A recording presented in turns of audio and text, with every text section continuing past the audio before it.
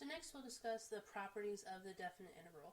And if you haven't remembered, the definite integral is that integral from a to b, so we have bounds on it, f of x dx. So properties of the definite integral, here's a definite integral. The first thing is, if you change the bounds, so if I swap the a and the b, then that makes the integral negative. So that's my first property, is if I go from b to a instead of a to b, it just changes the sign of the integral. That's the first property. Next property, if your bounds are the same, so if you go from, like, let's say 2 to 2 of any function, doesn't matter what the function is, then that's 0. And the reason is because we're talking about area, and if you're talking about the area of a slice that doesn't have any width, then our area is definitely going to be 0. Next, if you're integrating any sort of constant, so let's say that I'm integrating, 5. So something like, let's say I'm going from 2 to 6 of 5 dx. Well, if you think about that, that's just a constant function. It's lined straight across. So the picture is really just a rectangle. I mean, if I think about this picture, it's from 2 to 6 along the x-axis, and my function was 5. The area of that rectangle is base times height. The base is 4, height is 5. So I get 20, which is exactly what this formula says. It's your constant times the difference in b and a. Next thing is, if you have a sum, you can break up the sum into smaller integrals, just like with derivatives. If you had a sum of derivatives, it was the derivative of the sum. For constant multiples, I can take out the constant. Same with what I was doing with derivatives. If you had, let's say, 2 times x cubed and you were taking the derivative, you kept that 2, took the derivative, and then multiplied that by 2. Same with integrals. We're going to relate this to antiderivatives eventually. You can bring out the 2, do your integral, and then multiply by 2. Just like the second property, I think these two kind of go together. You can also subtract and then break up the integral with subtraction. So we'll go through these a little bit more. Like I was saying for that property 1, if you're integrating a constant, it's just the constant times the difference. And it's because if you think about a constant, it's just a flat line, horizontal line. So the area is the base of that rectangle times the height. The base is b minus a, and the height is c. The next property says that if you have the sum, then you can break it up into 2 different integrals and just add those up. Now, why is that true?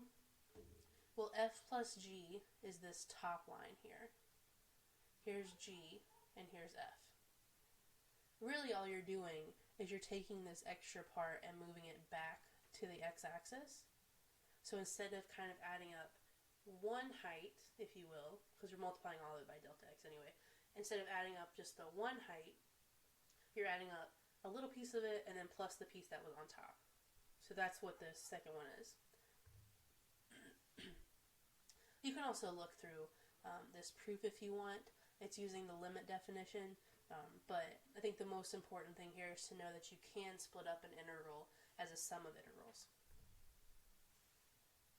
So property 3 is kind of the same. I mean, really, multiplying by the constant, you can just bring that out front.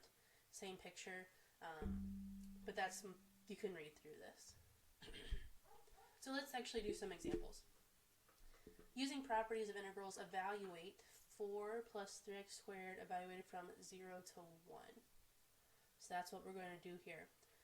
Let's start with, what can I break this up to be? Well, I can break it up to be 2 different integrals where I'm adding them together. So I'll break it up right here. I'll have 4 and then 3x squared in my other one. Next thing I can do, well, I can't really do much to 4. I mean, I guess you could take out a 4 and put a 1 on the inside. That's not going to help you much, though. But I can take this 3 out front because it's a constant. So 3 times x squared. Now I know that the integral of a constant is just b minus a times that constant. So here it's going to be 1 times 4, which is 4. And then for x squared, we've done an example like that before.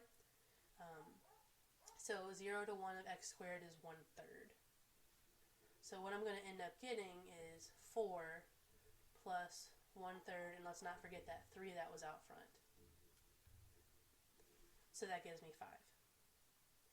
So the integral from 0 to 1 of 4 plus 3x squared is 5. So the next property that we can use is how to combine integrals of the same function. And the key here is we are using the same function. If it's not the same function, then you can't do any of this.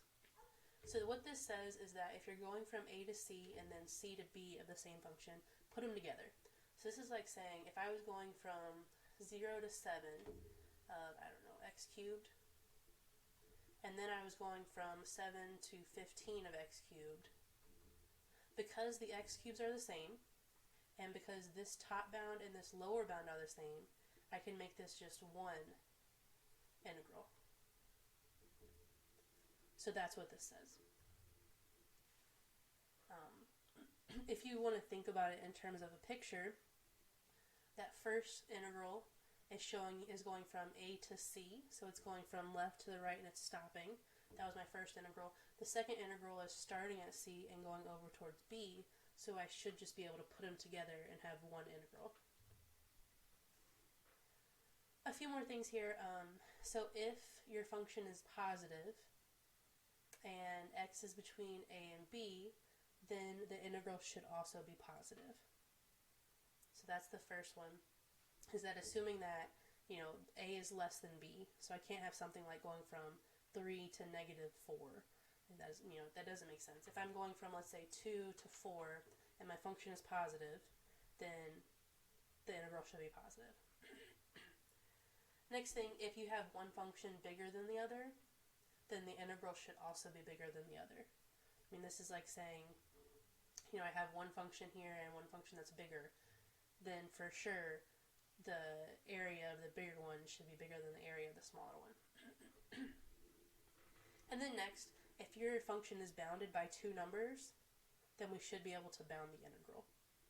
So this is saying that my function is bounded below by some number, it's above by some number, then I should be able to bound the integral by two rectangles, basically.